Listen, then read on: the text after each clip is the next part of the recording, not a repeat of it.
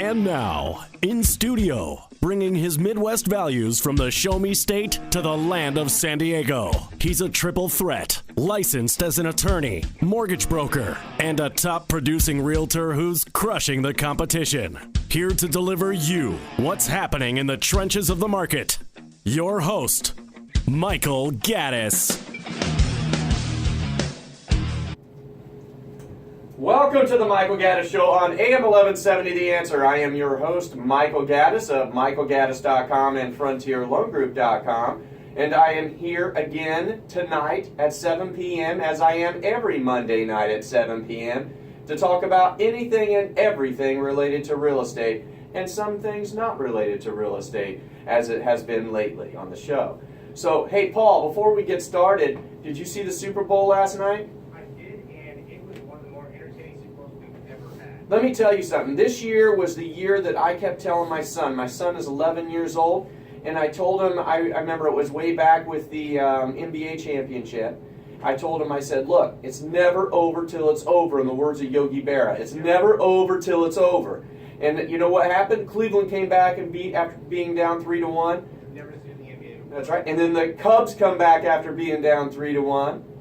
And then you had in the Rose Bowl with USC, because we're a big USC house, the Trojans were down. I said, don't worry, it's never over till it's over. And last night with the Pats, they were down by 25 points. And I said, never, ever, ever count out Tom Brady and Bill Belichick, because these guys have been here time and time again. And there's a reason why they've been here time and time again. They never panic. They never panic. And that's what you saw last night. You saw a man who was working under extreme pressure, never panicking. And they was extreme confidence. Like that, there's a lot of teams that are extremely confident, but the ones that don't succeed when they're extremely confident, the ones that let that confidence turn into arrogance. You don't get that with the Patriots. It's all about the team. You know, we're a confident team, and that's why the Patriots have won so many Super Bowls. They've won 5 Super Bowls since 2001. It's incredible. It's incredible. And the 2 others that they could have won, they were just free play that they have to lose those 2 Super Bowls to the Giants. I mean, they seriously could have 7 Super Bowls under this regime. Oh, it's insane. It's insane. So it was a good game. I don't want to talk the whole show about the game, but I just wanted to point out that it was very entertaining, and it's never over till it's over. Well, I've got 2 very special guests today from the Encinitas Rotary Club. I have Jim Wade and Dr. Roger Bolus. They're here with me today to talk a little bit about the home team that the Encinitas Rotary has going on. Thanks for joining me, guys. Thanks for having us. Yeah. So, Roger, if I can call you Roger, is that Please. okay? Roger and then Jim. Yeah. Okay. So, so tell us a little bit, what is the home team? Well, about 5 years ago, when I was president of the club, Jim and I and the current president, Greg Day, got together one evening over a couple drinks and thought that there's service that our community needed.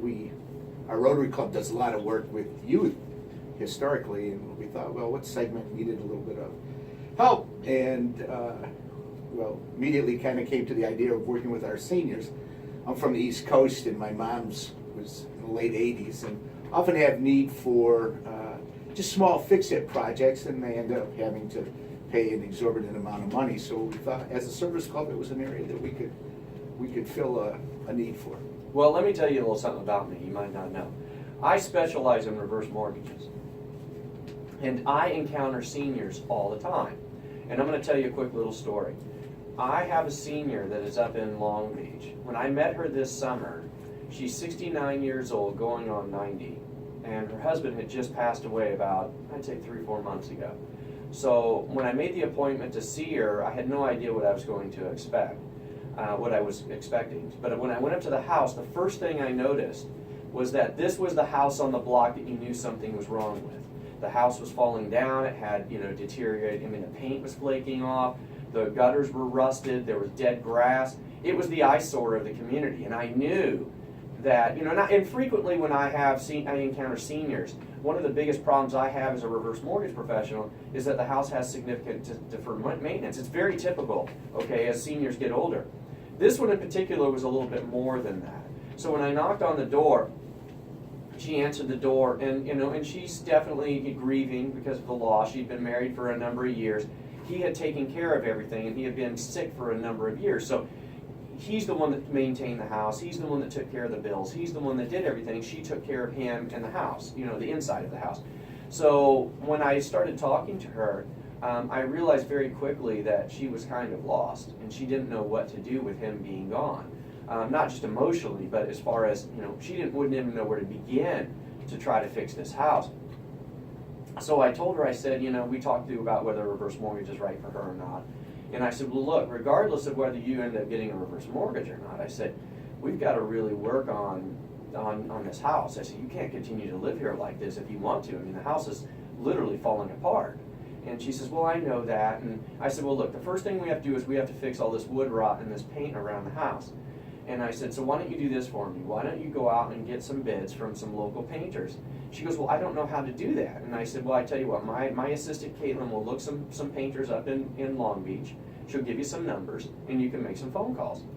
So she did that, and about a week or two later, I call her back. She says, well, I got some bids, and I said, well, how much are they? Keep in mind, this house is like a 3-bedroom, 1-bath, 1,200 square foot, very small house. So she says, well, my first bid is $12,000. My second bid is $13,500. I got another one for $14,000, and I'm like, dollars? She says, yes. And I said, okay, here's what we're going to do, Kathleen. I'm going to see if some of the people I know from San Diego will go up to Long Beach and give you a bid on your house. I said, and I want you to try to get a couple more bids, and then we'll put them all together, and we'll figure out what's going on. So I call her about 3 days later, and she's crying. Just crying on the phone. She goes, you're going to be so mad at me. And I'm like, why am I going to be mad? She said, because I signed a contract. And I said, to paint my house. And I said, really? I said, I thought we were going to talk about this, Kathleen. She goes, well, I wanted to. She goes, but they wouldn't leave.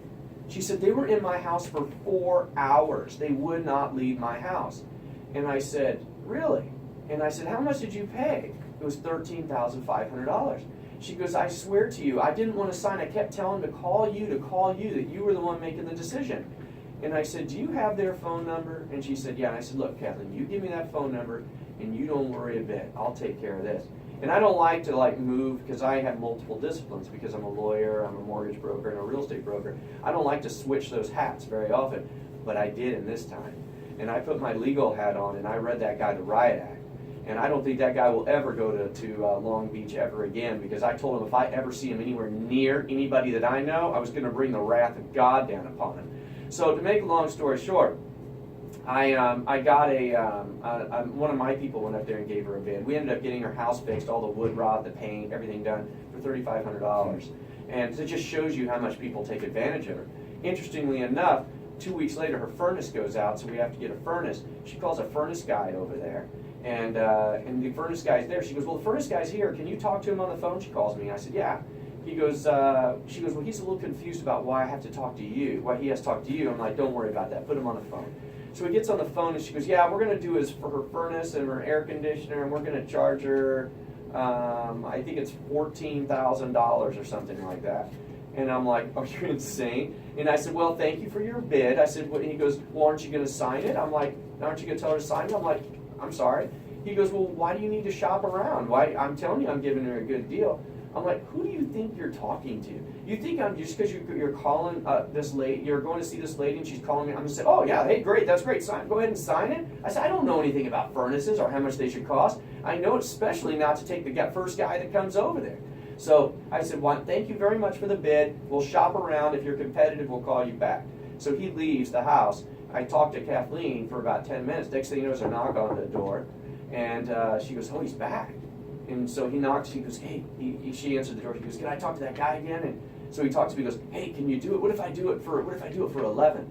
I'm like, wait a minute. You just left for a few minutes and now you just dropped it $3,000 in that short amount of time? I said, why don't you go back out there for another 15, 20 minutes, come back again. So he left again, and I told Kathleen, I said, you know, Kathleen, this is why, you really need some help when you're doing these projects. So Kathleen and I have an arrangement. Anytime she spends over more than $1,000, she has to call me first. But the reason I tell you that story is because during my reverse mortgage travels, that is, as I mentioned, one of the number one things that I have is that people are house rich but cash poor. not just cash-wise, but physically, they just are unable to take care of their homes.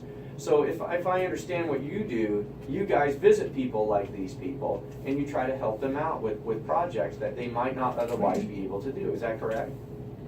Oh, and one thing that I do know is that when it comes to charitable donations or either with time or money, the number one demographic that tends to be overlooked are our seniors.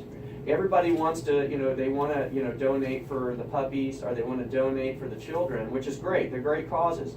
But everyone overlooks the need that our seniors have. And there's a lot of people out there basically living, it's incredible the conditions that they live in and what they can't do. Simple tasks they can't, like you were mentioning, changing light bulbs. That to them could be a monumental thing. And for us, we take it for granted that we could just, reach our hand up there and turn the knob a few times and boom, we could take the light bulb out. But, and it doesn't work like that with seniors. It could be a very difficult task. So tell me a little bit more. I don't mean to sit here and just talk, but I wanted you to know at least who I am. So tell me more about what Home Team does for their individuals. Go ahead, Jim. Well, it varies. I would say the number one thing we've done for most of them is replacing light bulbs. And it's anything that has to do with climbing a ladder, they just can't do. One lady couldn't bend over to change her light bulb in the stove. So there's so many things that we all take for granted that we can do. But I've been able to realize that there's going to come a time when I'm going to need somebody to change a light bulb for me. Well, we've done things like even in the yard, plant flowers for them, paint their side of their house, or build a patio cover that had termites in it. And they lived in a complex where they were going to be fined if they didn't get it fixed. So we just tore it down and built a brand new one for them. There was a woman who lived around the corner from me, so the way it usually works is the request will come in and Jim will dole out the activity, and it was an email, and I just said, I'll take this one because the woman lived up around the corner from me. So I walked up to her place, knocked on the door, and didn't think, I must have waited 3-4 minutes, and I didn't think anybody was home. So finally the door opened up, and there was this woman, she was about 92, and it took her that long to get from her kitchen to the front door. She had an oxygen tank, and she said, I'm so sorry. And all she really wanted to do was she wanted some watering done in her backyard because her gardener had just planted. She says, I can't get out there to water every night. So I went up 2 or 3 times, struck up a great relationship with her, and I still hear from her a couple of years after that. Well, after the break, we're going to continue our conversation with Jim Wade and Dr. Roger Bolus of the Encinitas Rotary Club and their Home Team program. You're listening to the Michael Gaddis Show on AM 1170, The Answer.